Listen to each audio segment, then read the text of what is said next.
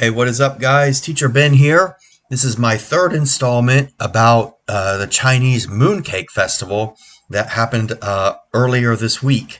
Okay, so as this is my third installment, we will be discussing um, the Empress Chang'e. All right, so Chang'e appears. This is more about Chang'e. This is I already had one installment where I talked about the meaning of the Mooncake Festival. More information about Chang'e.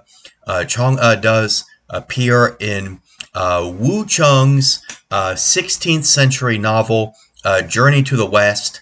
And for those of you who are beginners in Chinese culture, Journey to the West is an enormously important novel it's about Buddhism and the spread of Buddhism. So that is for a different lesson. But if you do want to hear about Journey of the West, I would be delighted to tell you about it. But for now, we're sticking to the Mooncake Festival. High demand on the Mooncake Festival. So yes, so Chang'e and is your central character of the Mooncake Festival story.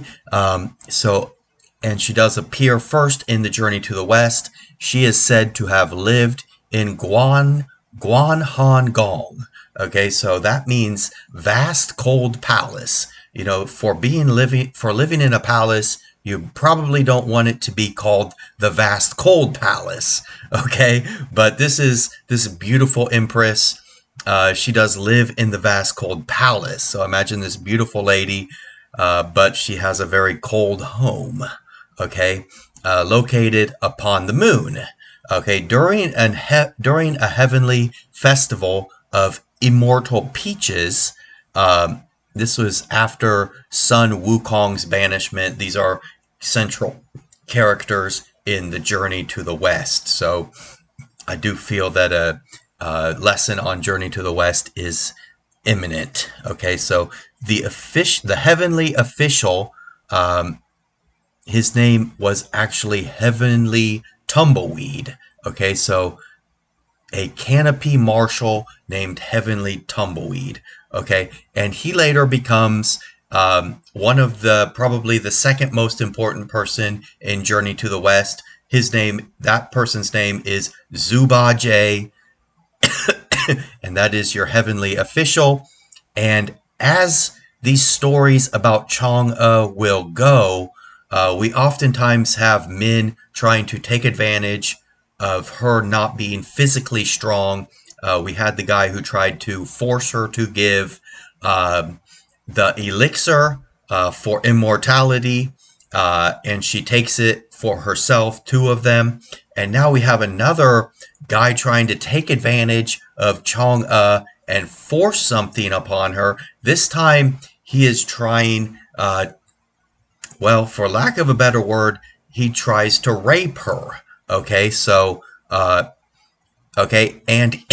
he is actually prevented from successfully accomplishing his plan to rape her. Okay, so, and he is not only prevented, but he is also reported for this act.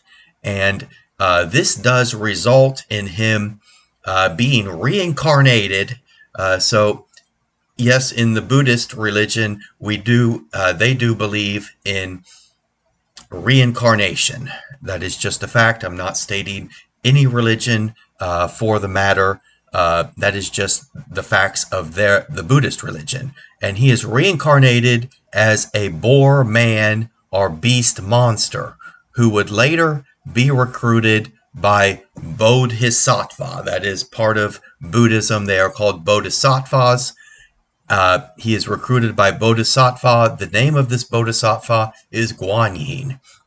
And he is a guardian for Tang San Zong.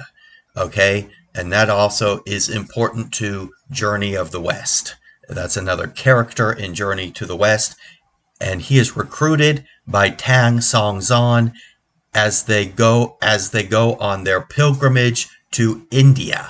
All right, and they are going for what is called the Tripitaka. Okay, the 3 baskets of scriptures written by the very famous Buddha. That Buddha's name is Tathagata. So all of this coming from Journey to the West. Later in the story, the goddess Chang'e, Chang'e's pet, the jade rabbit, becomes an antagonist and has to be retrieved by Chang'e. And now she is going to come across Sun Wukong, who wants to kill her rabbit. All right, so she goes on that journey to retrieve her pet jade rabbit. Okay, so that is actually the conclusion of my story about Chang'e, and that is my conclusion to my 3rd installment in the ongoing series of the Chinese Mooncake Festival. All right, so stay tuned for more short lessons in the future. Much longer lessons will be coming soon. To stay up to date on these and get a notification when the longer videos are posted, do like and smash a subscribe to my channel. All right, so have a nice day. This is Teacher Ben. Bye bye, and as the Chinese say, 再见.